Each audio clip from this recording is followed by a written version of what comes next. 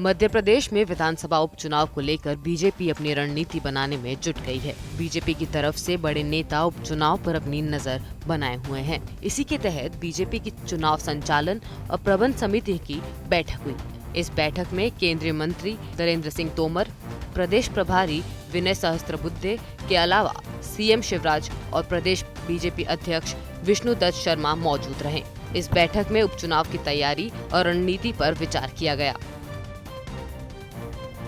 देखिए, आज प्रबंध समिति की बैठक संपन्न हुई है, जिसमें हमारे प्रदेश के प्रभारी माननीय विनय सहस्त्रबुद्धे जी,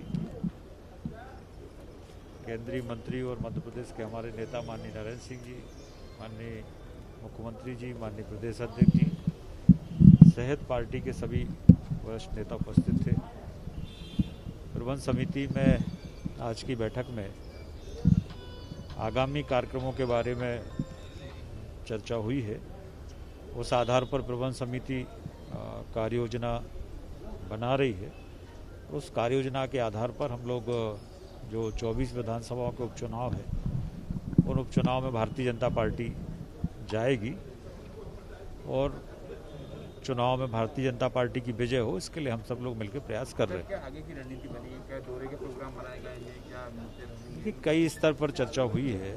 आगामी नेताओं के दौरों के कार्यक्रम है। स्थानीय स्तर पर जो हमारे संगठनात्मक रचना है, वो बूथ स्तर तक पार्टी की इकाइयां प्रॉपर ठीक ढंग से सब काम करें। इन सब एक बहुत लंबी विस्तृत चर्चा हुई है। बीजेपी ने बैठक के दौरान पूर्व सीएम कमलनाथ को घेरने की रणनीति बनाई। बीजेपी ने कमलनाथ के छिंदवाड़ा प्रेम को चुनावी मुद्दा बनाने का मन बना लिया है।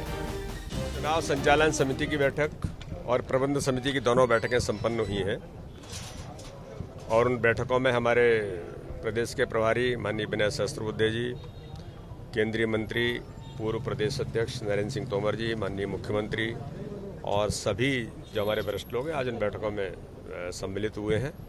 और आपको पता ही है कि भारतीय जनता पार्टी की हमारी रूटीन प्रक्रिया है। प्रबंध समिति की बैठकें लगातार हो रही हैं और चुनाव संचालन समिति की बैठक भी लगातार होकर के 24 विधानसभाओं के चुनाव की तैयारी तेजी के साथ शुरू हुई है। क्या रणनीति बनाई गई है सर आगे की?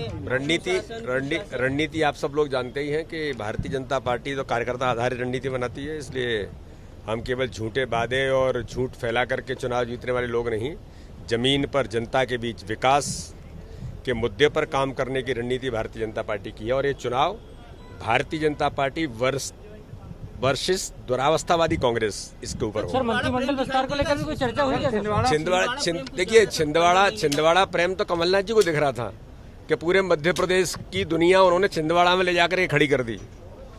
मेरे बुंदेलखंड के एग्रीकल्चर कॉलेज को पन्ना से उठा के छिंदवाड़ा ले गए। ये सारे मुद्दों की चर्चा होगी।